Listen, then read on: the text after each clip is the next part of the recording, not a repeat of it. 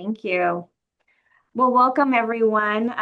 We're excited to be here today. My name is Michelle Barton. I'm a member of the Poway Chamber of Commerce Education Committee, and we're excited to spend the next hour with you to discuss an important topic, and that's mental wellness and how we can support our staff and ourselves um, in terms of our health and well-being.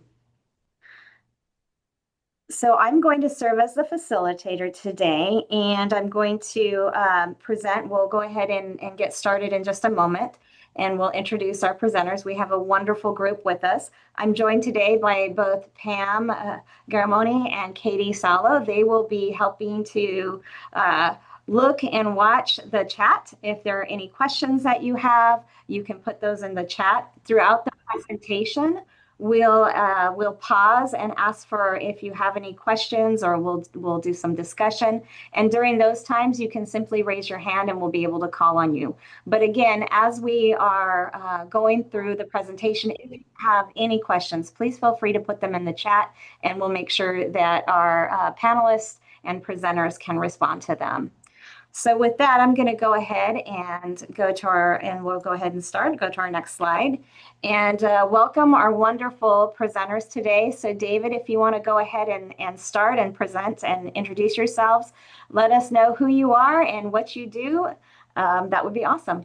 Perfect. Hi, everyone. My name is David Koch. I am the founder and clinical director of Contemporary Health Solutions. Kelly. Beautiful. Happy Tuesday. My name is Kelly Sevick with Neighborhood Healthcare, and I am fortunate to serve as their employee engagement manager and have been for almost 6 years. So thank you for having me today. And Julia. Good afternoon, everybody. I'm happy to be here. My name's Julia Camp. I'm a licensed clinical social worker. I work as a mental health counselor at San Diego Miramar College, and I'm also a therapist in private practice. Fantastic. Thank you, Julia. And again, I'm Michelle Barton. I work at Palomar College. I am the Senior Director of Institutional Research Planning, Effectiveness, and Grants. I think I have the longest title at the college, but I am super excited to be here and serve as a facilitator for this important session. So we're going to go ahead and get started and move on, and we'll talk a little bit overview. What are we going to talk about today?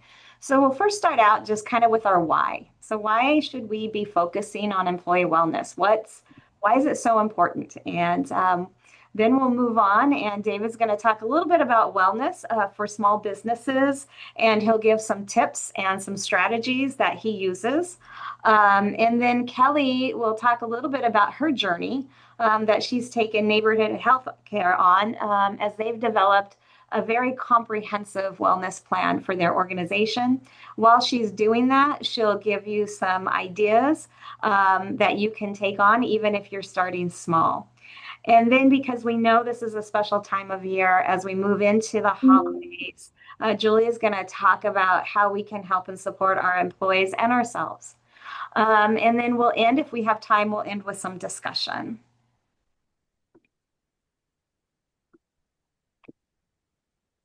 All right. So why is employee wellness something that we want to address and address as a business leader? And simply put, if you kind of take a step back and you think about your own staff and your employee wellness, that really is our community wellness.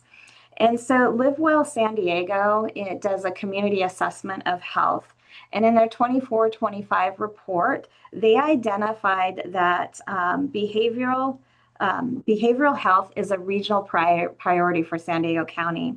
When they looked at some of the data, it was a few years old, but when they looked at the data, what they found was that alcohol-related disorders, suicide attempt ideation were among the top 5 health concerns in San Diego County. Looking at some of our emergency room visits and discharges, we find that alcohol-related experiences, again, suicide attempt, ideation, and anxiety and fear-related disorders all rank as top reasons why folks are coming into the emergency rooms. At the same time, we are projected to have a shortage of healthcare workers within the area of mental health and wellness. San Diego, by 2027, San Diego County will be needing at least 18,500 healthcare workers in this area. And we know that we're running a shortage. So today, we really wanted to talk about the importance of employee wellness and what businesses of all sizes, but in particular, small businesses, can do to promote and support the well-being of our staff. And we think this session is timely as we move into the holidays where we know we often face additional stressors, and anxiety. And so with that, I'm going to go ahead and turn it over to David, and he'll get us going with the rest of the session. Well, hi, everybody. I'm very excited to be here today. I first really want to give a big thank you to Poly Chamber of Commerce, as well as the special work that the Education Committee does, and a big shout out to Michelle for really keeping this thing very well organized. So hello, everyone. My name is David Koch. I'm the founder and clinical director of Contemporary Health Solutions. We're a small but dynamic micro business dedicated to transforming the lives of children and their families, really, in our community of Poway, as well as developing the future therapists of the world. It's one of my projects that I've been very excited to do through the PPMC. And as we are of today, main thing I want to address is the business owner, the small business owner.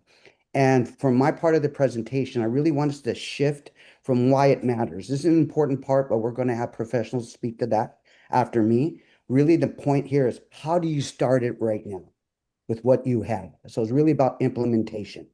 We can go to the next slide. So as the bullet says, making wellness a core company value from the start. This is a really important part of either it's going to be your mission statement or something that you have embedded into your onboarding process. So I know we have a lot of meetings, right? And if depending what size you are, usually if you're a small business, what are you? You're a person who wears all the hats. You're the HR person, you're the executive director, you're the management trainer, you're the all persons. So even if you're a small business, it's really important that you think of like you're a big business. So you still have to scale this idea because the most scalable actually wellness policy is your company culture. And that starts from day one. So I first want to let us understand that either we're going to do it from the beginning, or if you're already in business, you've been around 3 years, 5 years, 6 years, or you have 50 employees, 100 employees, but maybe your wellness plan is not in place, I really want you to think about what can you do today? And what we're going to do is have a template, a toolkit that's going to be uploaded after I speak. And there's a lot of fillables that you can use as a way to shape and direct your staff or even yourself to go over with your employees or interns how to start this process. Um, Bullet two, it really talks about normalizing this communication and your wellness check-ins during regular meetings. Now, what does that really mean? I think it's something that you have to do from the beginning. Once again, how do you make this a regular part of your day-to-day practice? As a behavior analyst, we always believe proactive strategies versus reactive strategies, right? So if a proactive strategy is you're going to be addressing this idea of wellness with your staff before the crisis occurs. Because as we know, if we don't do something like this, we're going to deal with a bigger and more serious issue. If we're a small business, we might only have one employee. We might only have two employees and four interns. So if we lose an employee, that's a big loss for us. If you're a larger company, how much investment did you put into that? How much time and money did your company use? So at different levels, this still matters. I'd like to show once again what this looks like. If the video can be shown right now, Michelle. Sure, just give me a second. I'm going to bring it over. Did it happen to come over? If not, I will stop share and reshare it. Not yet? Not yet. Okay, so we'll go ahead and stop sharing. Share. Should I do it? Nope, I got it. All right, we ready? Do y'all see that? Yes. Okay, Okay, so this is our first day together, correct? Yes or no? Yep. Yes. And we have not discussed the question at hand. So to me, this is a very important point of contemporary health solution. Is there anything getting in the way of your wellness or school right now? Yes. Everyone says yes. Give me one. Family. Okay. So, okay, let me write family. Okay. Yours. Taking on too much stuff. Too much stuff. Yours. Like my physical health, like staying active and eating all my meals. How do I spell that? Good. I was wrong. Sorry. It's fine. You get my point. Physical health. You all can make fun of me later on. Yours. Like my friends. Your friends. I read like a kindergartner. I don't know. Okay, so real quick, what is it about the family? Like a lot of issues within it that like kind of interfere with like my mood, which interferes with my ability to focus a lot in my mind. Okay, thank you for sharing. Too much stuff. Explain a little more. I'm like doing a bunch of like extracurriculars and leadership and other schoolwork. So that's like spreading me kind of thin. Okay. Yeah. So I'm like stressed. Sorry for yes, got you. Sorry. I have trouble remembering to eat all my meals, and because I have a lot going on, it takes a lot of time for me to make food. Okay, thank you for sharing. I think like people just change as they grow up, and like I don't know if I want to exactly be friends with people who act like that. Okay, and thank you for sharing this. We will be addressing this individually and as a group. I just wanted to present how I feel this is important for us to help each other and for me to be a responsible like mentor to be able to like know this is something that's in your life. Okay. Okay, so this is our first day together. Okay, well, it's a modeling. I wanted to give an example like how really easy it is and how meaningful it was. Because if you would have seen, I didn't want to show face for confidentiality and all that, but these are my new interns. And for them, when they shared this, you already saw it in their face, their affect, like, oh, wow, we went deep level, high level. And so after that, we already kind of started getting into it. But this is something I'm going to continue to do weekly. So this is my new interns, my new policies and procedure. So going back to normalizing and wellness check-in. I just want to model and show how easy it is, really. So you got to do it. It's about making it happen. Okay, let's go to number 3, celebrate individual and team wins habitually. So once again, as a behavior analyst, we believe in positive reinforcement. How do we increase the behavior of somebody or something? Well, one way is through not just praise, but since we're in a business and work environment, how do we acknowledge the small wins? How do we acknowledge those progress that they do as a group and as an individual? So there's different ways of doing it through small shout outs, using emails, team huddles, different ways of reinforcing motivation and belonging.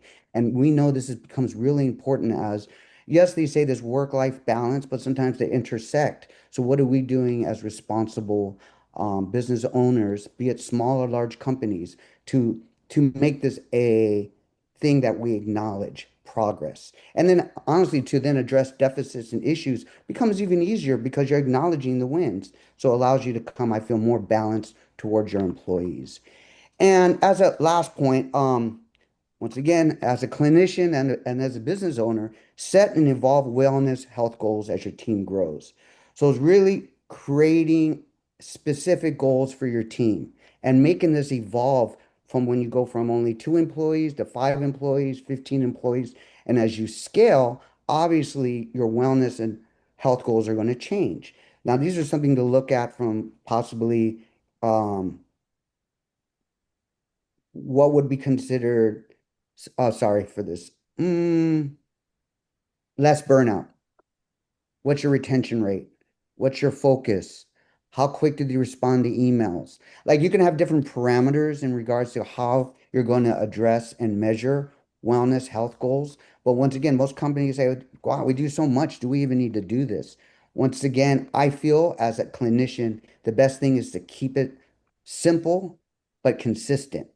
And for every company, it's different. So there's different ways for you to find out what goals are more aligned with your mission and vision statement for your company. But if you don't set goals, just like how we must have goals for as in terms of business for revenue, margins, and all those things, this is an important kind of metric for you to also keep in mind. So in conclusion, I just really want to share that we do have, if you could drop it in, Michelle, in the chat, this toolkit. The toolkit has a lot of different kind of templates as well as different frameworks that are fillable, as well as I made examples. So I filled some in and then I kept them fillable. So it's going to permit you to ask your team, your leadership team, employees. So it's kind of like, remember those books back in the day, you filled them in and then you read them afterwards.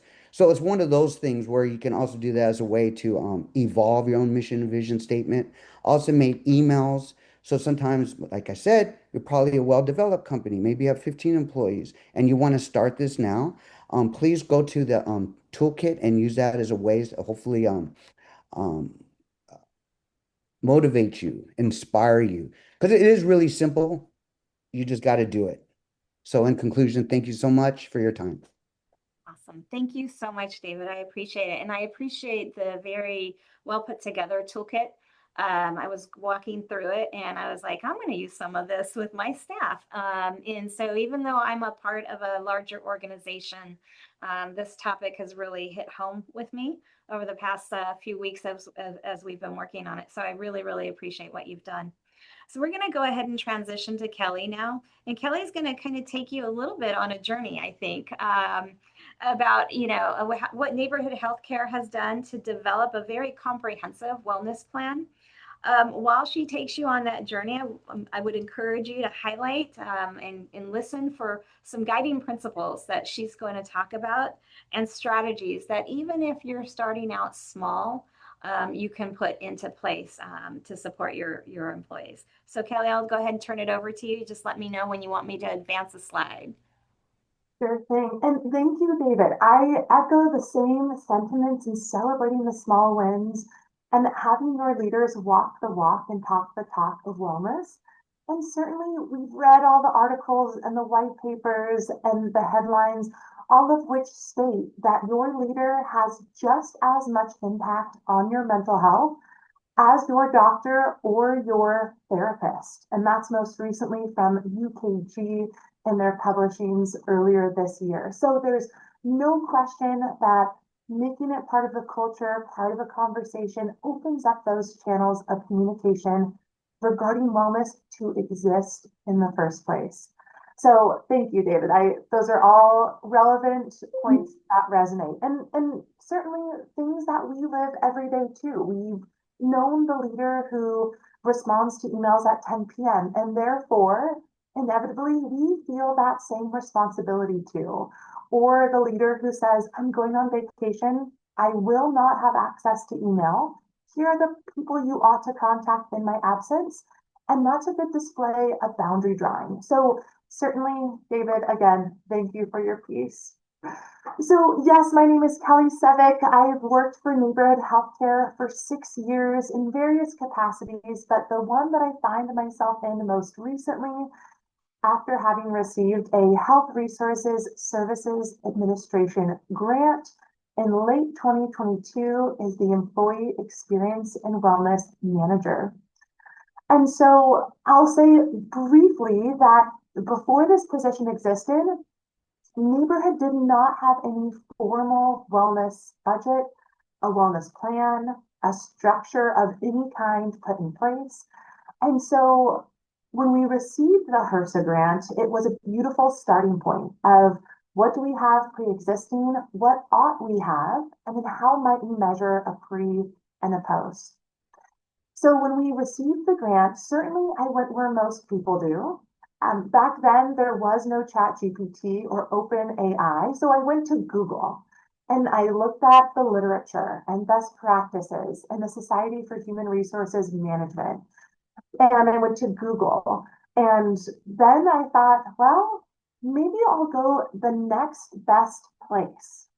And that was my grandma, Michelle, if you don't mind. And so I did seek out um, a little bit of what my grandmother might have defined as workplace wellness. But before we get into me and my grandma's conversation, I do want to say today we'll speak to wellness as a design choice for each employee and the leadership team. It's not just a single one-time wellness program or initiative or training.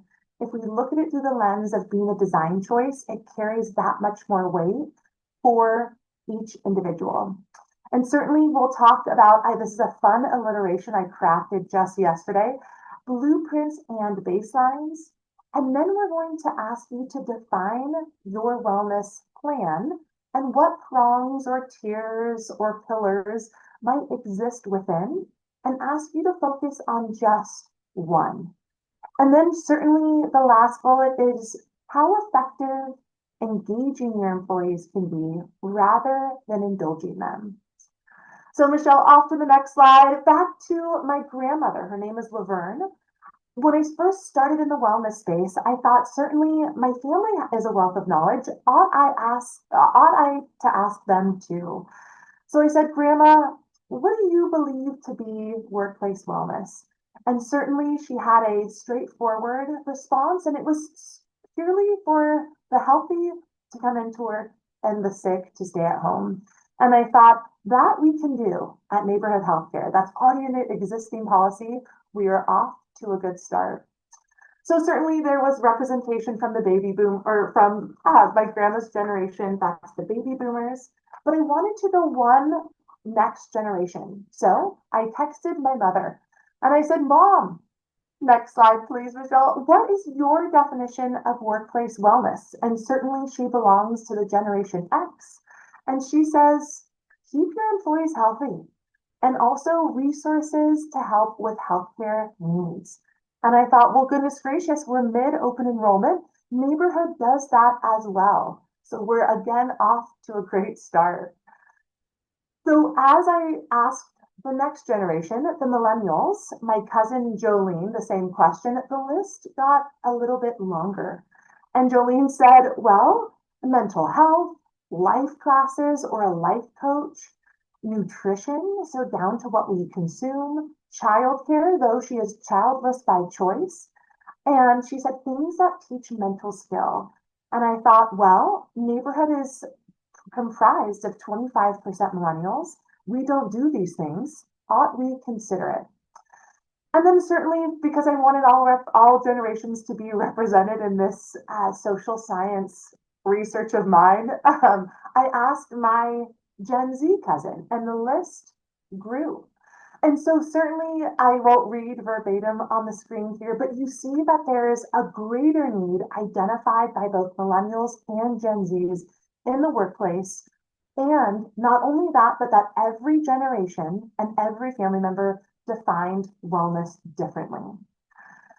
So certainly I thought, well, I've pursued all the external resources. Let me look a little bit more internally. So then I went to Neighborhood in particular. I looked at our employee demographics. Next slide, please, Michelle. We send out pulse surveys. We had best places to work survey data. We had some informal water cooler talk and focus groups that focused on questions such as what's going well and what would be even better if. We also asked questions as simple as, what does workplace wellness mean to you? We have this variety and such a wide variance of responses that we then said, okay, we believe that we've saturated this enough. Now let's craft something a bit more formal. And again, these next slides we're going to go through quite quickly, but I do want to emphasize that part of what we created as the Wellness Blueprint was in response to a HRSA grant. Though in retrospect, I'm over the moon that we crafted something that gave us such a sturdy foundation before we pursued any one wellness initiative. So the next slide is the first few pages of our wellness blueprint. Do you need something with a table of contents? No, no, you don't. But certainly it doesn't hurt. And then our next slide, you'll see a part of Neighborhood's approach was to connect the wellness initiatives to our strategic plan. Because somewhere, someone, likely a key stakeholder who might be funding these wellness initiatives, wants to know the direct bottom line impact of our overall business strategy. And then the next is our what we called our baseline key performance indicators on our next slide. Again, if you don't have a full-time person to pursue these wellness initiatives, you do not need 6 or 7, but ought we look at least one metric that is worth seeing if the intervention may have worked. I do believe that having a pre-test or even absenteeism, productivity, hours after hours worked, you can see PTO use, you name it. There's a few different ways in which we might measure success. But again, that success as measured by you, your people, and your leadership team. In the interest of time, these next 2 slides will be these free resources available for any organization of any size. If you don't know where to start, these might be a good place. You can plug in some existing resources, what you have, what you do not have. The next slide even will provide you a chart with these. Do you have a strategic plan, organ culture support, programs, integration? And at a bare minimum, you might score low, as you see Neighborhood did in 2022. We had but nothing, and we had very little. But it does allow you to see the windows into areas where you might figure an implementation here might make no sense.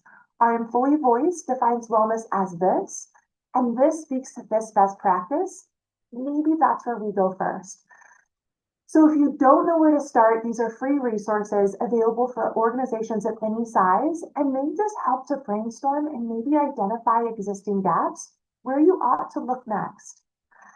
So from the aforementioned, we had focus groups, literature, you name it. What Neighborhood created next was a 5-pronged wellness plan. Certainly, there are organizations that have 11-point wellness plans or 8-point wellness plans. For Neighborhood in particular, we thought 5 was doable if we were to do 1 or 2 initiatives per prong throughout the calendar year. Again, we came from a different position with funding, though had we not received any funding at all, the approach may have been, dear employees, these are the 5 prongs that were crafted from your voice. Which one is most important? And have your employees rank that perhaps mental trumps physical, career might appear second to last, and then the conversation starts to look like, within this single prong, what would be most impactful, or what can we do all together? The next slide is something that we looked at as well. We looked at existing policies that we might either make more visible because they are recent changes of ours, or volunteer time off policies that never existed that are low cost in terms of employee hourly rate, but high return on investment in terms of morale and interest, etc. So with the policies, what came next? Oh, thank you, Michelle. I see your note. Thank you. Michelle's giving me some hints on the side. But what comes next, again, are these free offerings that exist already in our communities. So Neighborhood, before we started launching, before we received the funding, we did go to a place of where is free and who can we partner with? And the biggest partner we've had to date, who has an abundance of resources for organizations of all size, was Live Well San Diego. And on our, oh, beautiful. And on this next slide, I think, oh, beautiful. Yep, here's the photo. Live Well San Diego, and in particular, Spencer Stein. He is a health program specialist. I did ask him, I said, Spencer, can I like make your contact information into propaganda? And he said, yes, give it away. So even before our big funding came through and we were able to pursue the various initiatives throughout the year, we did go to Live Well San Diego and said, where do we start? What do we do? And they said, how about a free workplace step challenge? They do this each year. This is a snip, what you see on the screen. This is a snip from an email from Spencer. They're launching this for all organizations throughout San Diego County. I will say that much of wellness is a trial and error. You make this adoption, you launch this program, and then after the fact, you ask employees, what would have been even better if, and what can we consider doing next time? Or how might we make this a bit more specific to us if we wanted? So Spencer and his team, they did come to us and say, we are happy to serve as an extension of staff. What might you need? And we said, well, we have 31 clinics throughout Southern California. We'd like to focus on physical. Maybe what might a walking map look like? We sent them the addresses of all 30 plus clinics, and they were able to create walking maps. One with a 1.5 mile radius, one with a 3 mile radius. And along the way, we had this focus on mental wellness in addition to physical that looked like find a partner and team up with them when walking. Here are items you might discuss. It also looked like, could you bring water with you for mental clarity? Could you tap into the Calm app, the #1 sleep and meditation app that's company sponsored? But there's kind of these little places that you can plug in best practices within these free initiatives. And they came alongside us and we produced all these walking maps, shared them throughout the company, and off we went.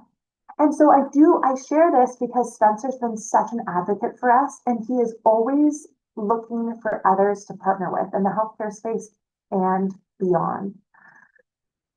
So I'll say this, I know I'm going quickly and there's a lot to digest, but once you have a general idea, and a lot of these ideas will be employee generated, and that is the best part. I will share in confidence that when pursuing these employee wellness initiatives, the benefits that we've experienced is telling our employees, this is what we heard from you, and this is how it's going to play out.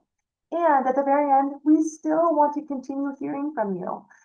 And when you're requesting so much of their voice along the way, it does take onus and pressure off you for making these key decisions on their behalf. And also, when they do give feedback or feed forward, you're like, yes, of course. Why, that's not something that we considered, but that is something that we all should do. And it takes a little bit of your ego out of it in that it doesn't hit so hard because it wasn't your idea to begin with, but you're happy to serve as a liaison and be deputized on behalf of your employees for the greater good.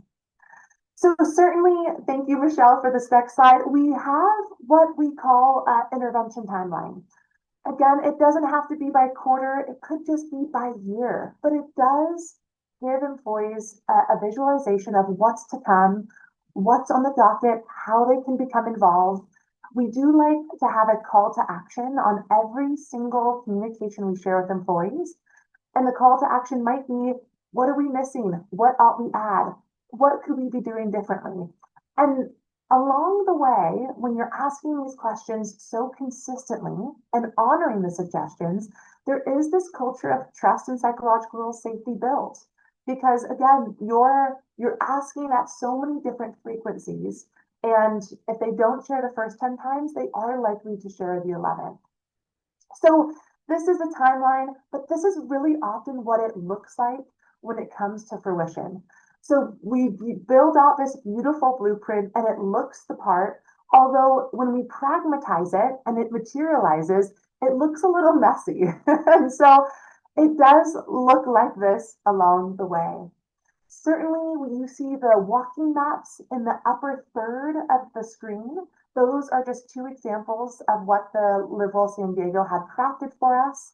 The bingo cards, those 5x5s that you see being circled, those are actually, that was an employee idea, and it became our most popular initiative to date for 2 years running. The San Diego Coast Credit Union logo, the kind of ship sailing along the sea, that was another free resource. We realized along the way, some of our employees were saying, I need a financial resource. I'm graduating from college, while others were saying, I'm soon to retire. So we're taking these ideas, we're plugging them in with these free resources within our community. They're coming to guest speak, and it's low funds, but high impact for those that care for the subject matter. You'll also see a mention of VTO. The volunteer time off was a community wellness prong that we plugged in. That was the first of its kind. Neighborhood had seen nothing like it. And I'll share really quick the benefits of having the employee voice lead us along the way. So on to our next slide. It might look like a dire workplace, and it very well may have been. This is an image from the early 1930s. It was known as the Western Electric Company and the Hawthorne Works. And this is following the Industrial Revolution, and be you a historian or not, the impact here was that the inside of this Western Electric Company looked like this. The inside looked a wee bit dire. I don't think many millennials or Gen Zs would last a week in this type of facility, but I don't want to digress too quickly. But what's beautiful about the Hawthorne Works, and something that still rings true 100 years later, is that they had these social scientists come to the Hawthorne Works. They had their white coats and they had their pen and paper, and they were asking employees all these various types of questions. The intention for these social scientists were, if they were to alter the environment by increasing or illuminating the lights, would that increase employee productivity? So if you were to click one forward, Michelle, the hypotheses really were brighter lights, higher productivity. But certainly as social scientists, they said, if that hypothesis is true, then the opposite must be as well. So the opposite, they guessed, was dim the lights, you'll see lower productivity. But instead, as they went around with their notebooks and they're asking the employees all the various questions about their environment, their work experience, what they had for lunch, what they found was that the hypothesis 2 was not supported. And instead, what they found is that with dimmer lights, they saw higher employee productivity. And the finding from the Hawthorne studies proved to us that it has so little to do with your immediate environment and everything to do with whether or not your employer is asking the right questions and listening. So I stop here to say that indulging our employees with all the bells and whistles, like the Yelps and the Googles of the world, is no substitute for engaging them. And we ought to start asking the questions before, during, and after. Happy to share the blueprint in the chat following this meeting, but thank you for letting me pop on. Michelle, back to you. Awesome. Thank you so much, Kelly. I'm just going to take a pause for a moment. Does anyone have any questions, comments before we move on to the next part of the session? We don't have anything in the chat quite yet. Okay. Feel free to raise your hand. All right, so we'll just continue now then. So I want to go ahead and introduce Julia. Julia Camp. She's as a licensed clinical social worker and mental health counselor. Julia is going to talk a little bit about this special time of year and the impact that it has on our community and our employees. So Julia, you are up.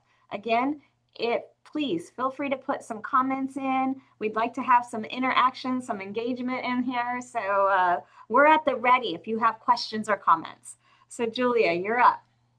Thank you so much, Michelle. And I really appreciate the foundation, David and Kelly, of the importance of employee wellness and mental health as a whole. And I think that very much is an important time of the year as we are very rapidly going into the holiday season, faster than I'm ready for, to be able to apply a lot of the things that they talked about and to recognize that this time of the year has some unique aspects that are going to impact our wellness and our mental health. If you can go to the next slide, please.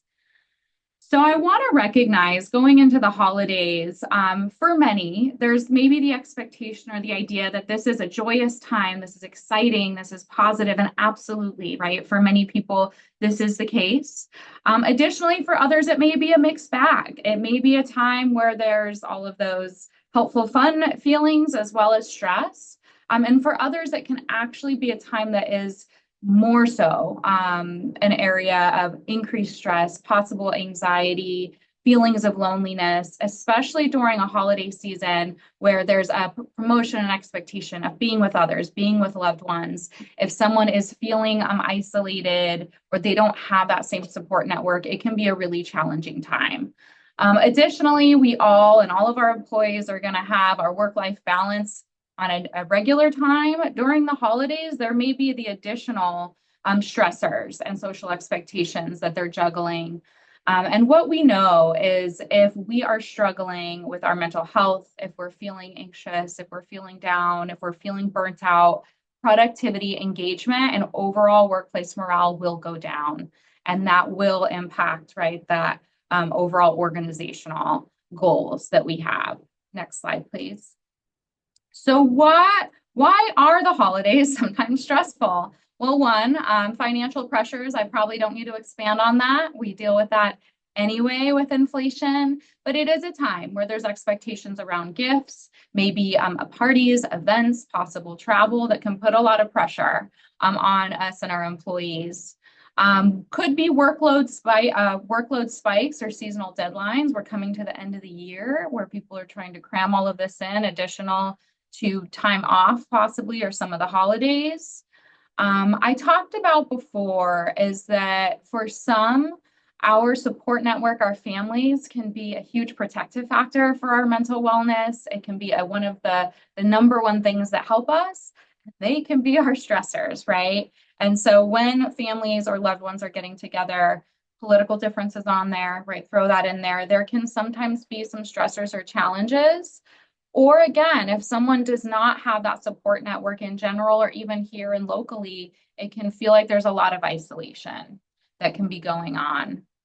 We all know during the holidays, some of our regular routine, our healthy habits may start to fall on the wayside. Those things like getting regular sleep, just doing our regular week-to-week routine. There's fun parties and good food, which is great, but our nutrition may fall off. There may be more drinking. And so for some people, especially if we're struggling with mental health challenges anyway, that can just make it even more challenging to get back on track and to be feeling a little bit better. With the idea that for some, we should be happy around this time, we want to recognize that these holidays can bring up a wide range of complex emotions, and a very common one when I'm working with people is grief and loss. It's a time where we want those people that are our loved ones to be around, and if there has been a loss of a loved one, it can absolutely trigger and bring up those feelings and make it very conflicting and challenging. Along with those pressures, and sometimes people will have seasonal affective and just feel differently as we go into this time. I know we live in San Diego, but still, I still see that where the weather changes a bit and people can have some of their mental health change a little bit. Next slide, please. So what can we do? How can leaders support employees? I want to reiterate what's already been said of number one, we need to make sure we're doing these things for ourselves. The stereotypical oxygen mask, put our oxygen mask on so that we have the capability and bandwidth to support our peers, our teams, our employees, our families.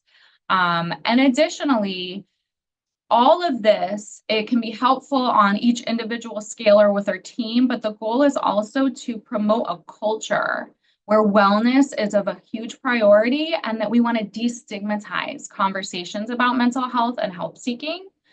Both David and Kelly mentioned the first bullet point on here, encourage open communication. And I think Kelly mentioned the trust and safety.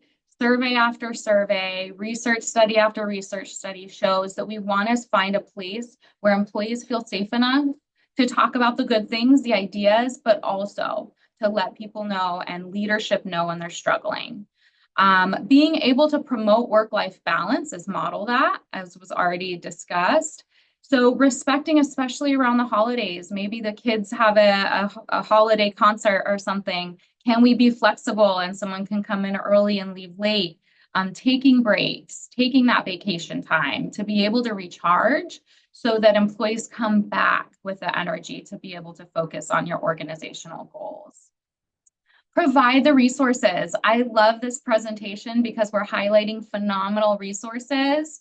When we talk about the culture, have these all the time, right? Share them, have resources come in and talk about it. So again, it destigmatizes help seeking, and it's not that something's wrong with you. It's that we are trying to prevent, we are trying to focus on our mental health so that we can be together as employees and get the work done that needs to be done.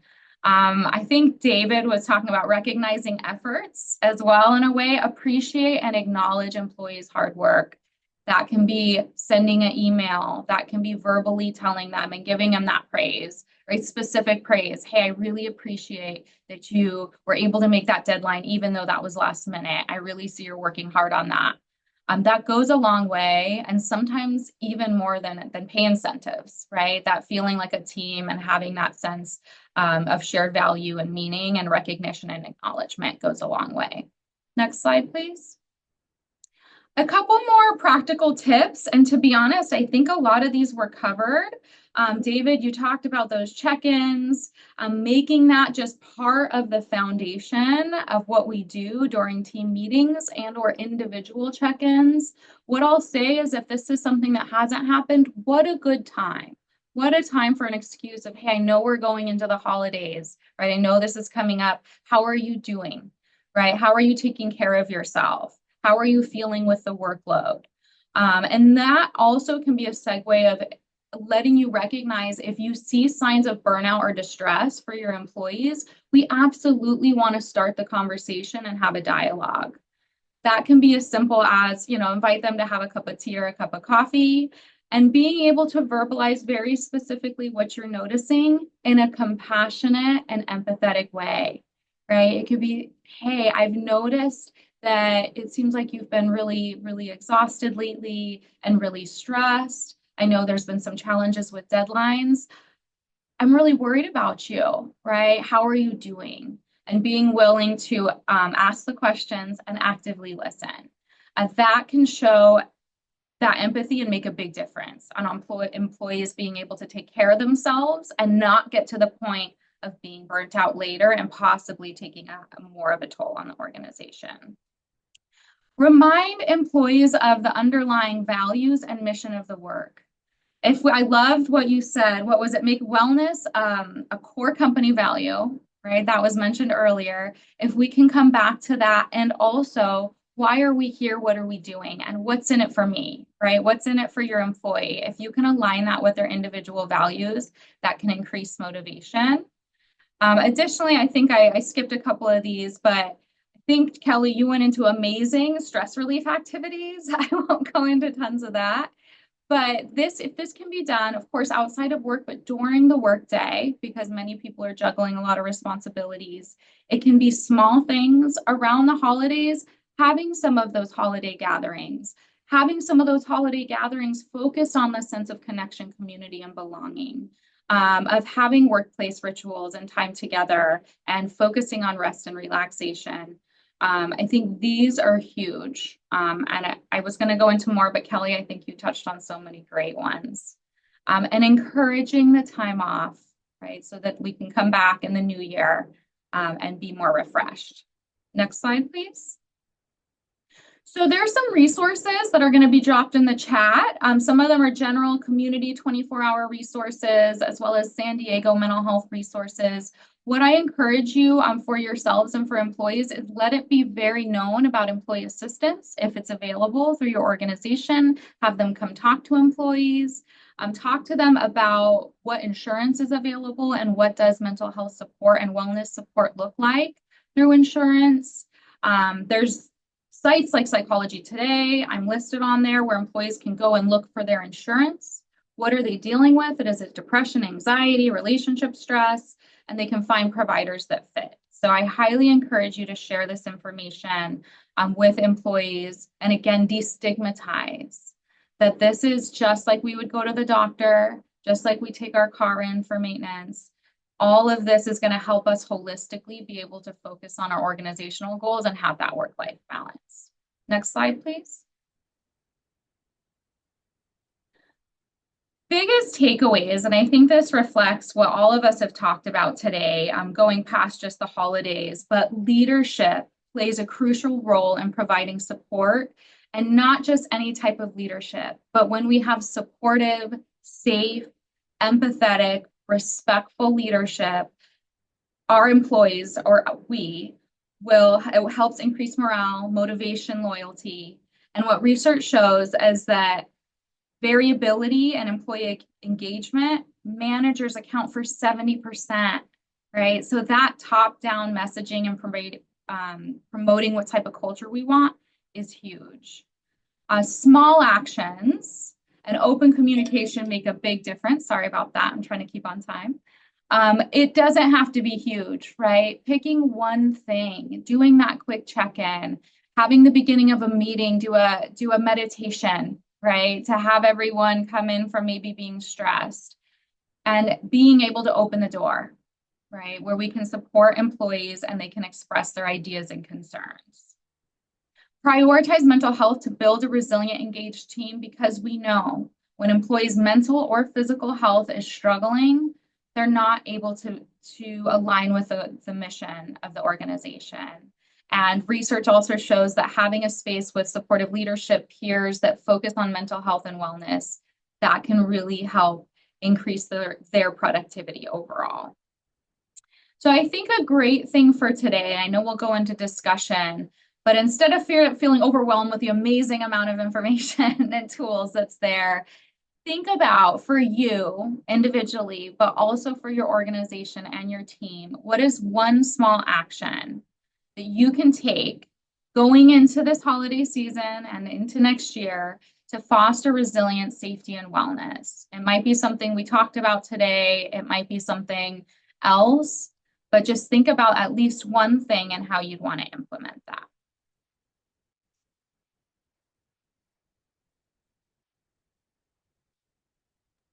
Awesome. Thank you so much. That was awesome, Julia. Thank you.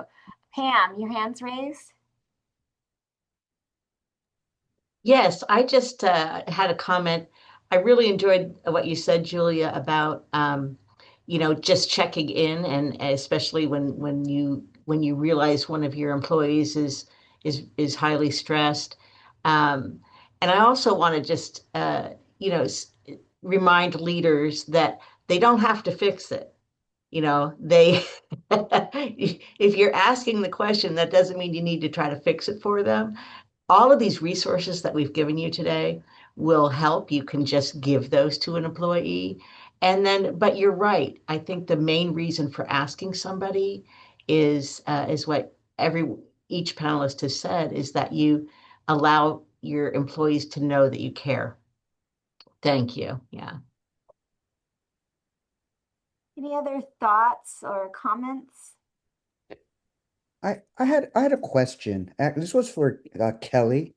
I was curious, what were like the barriers or challenges you had of implementing? So it seemed like the first part was actually just the whole devising the wellness, which was kind of the first part. That's interesting. That neighborhood was so big already, and they didn't really even have that yet. Parts of it, like you said, they had parts of it. But once you kind of really fine-tuned it, like what were your barriers or challenges of implementing it to the next level? Just kind of curious.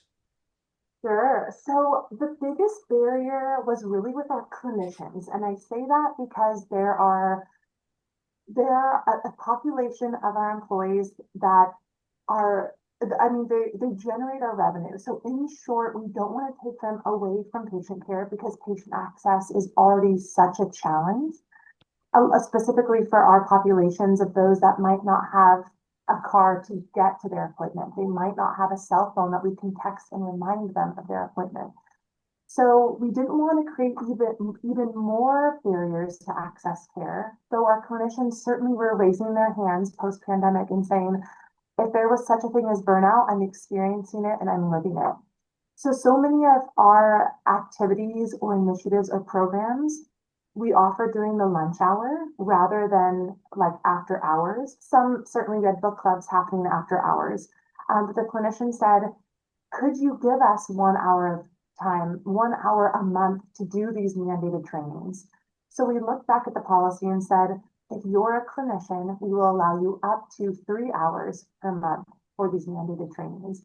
And they were like, oh my gosh, this is like so good for my mental health. Thank you. And then even more so for the clinician audience in particular, before we launched Calm company-wide, we said, let's pilot it with arguably our most in danger employee population. Mm. And of our 150 clinicians, we had 80% of them using Calm at least 3 times a week. And so that proved to us if they need it, then maybe others do too. Mm-hmm. So I think it was getting a little bit creative with our clinician audience. And certainly, as you all know, if you implement any new policy, there's downstream impact like payroll. And so it was, here's the written policy, but when it's launched and then payroll needs a payroll report to know who qualifies for PTO or volunteer time off, how can we get into a cadence of every other week at this day and time? We send you the import that you then export. And so they get paid their hourly rate or salaried rate while doing volunteer time off, not to exceed 8 hours. So those were some of the clunky items on the back end after we had dreamt everything up. Right. And if I can just make a comment to that, and this is, well, there's only like 15 of us here, but we're videoing this is for future dissemination. Even more reason why for small businesses, because I worked for larger companies before I had my own business. Companies that had about 3,000 employees, 25 clinical homes. So that whole thing. And I wish they did this. I wish they had that. Some always tried it like through like a Facebook type of thing where you can interact in the virtual metaverse, right? And have those things. But I said, when I have my business, my company, I was like, I'm going to start it from day one so I can grow with them and build it as we get bigger, as opposed to doing it on the back end as a reactive point of as being a business owner. So here's again a plug to us most small businesses. It's great to start it early. So we're doing it along the way. So we're not more being reactive. So thank you, Kelly, because it really inspired me about, I'm on the right trajectory as a small business. Keep going that way. No question. And I'll share, I know I've been on the soapbox for a while. I'll share briefly to what we're doing during the holiday season. This is no cost, open to all employees.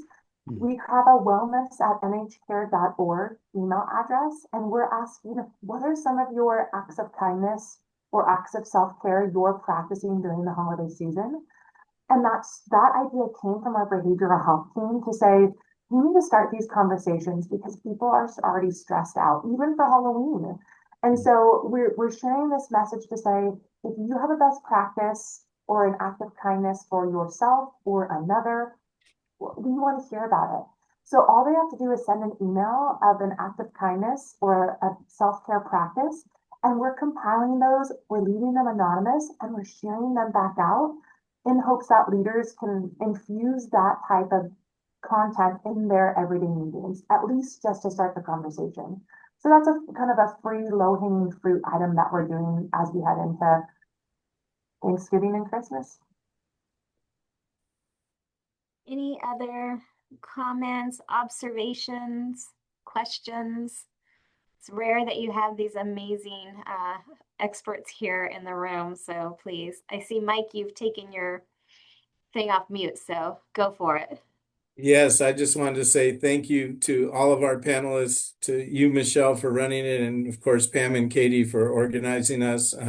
This was great, and as David mentioned, I'll be working with FAIR to get this out there and promote this in every way that we can. So just deep gratitude, and it's so important. And thank you all so much.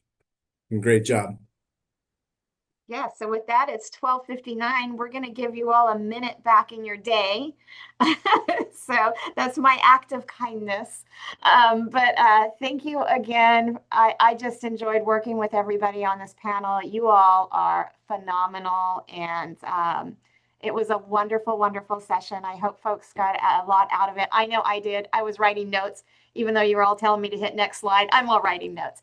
But once again, have a good day, everyone. Thank you. And enjoy the rest of your day and your week. Have a nice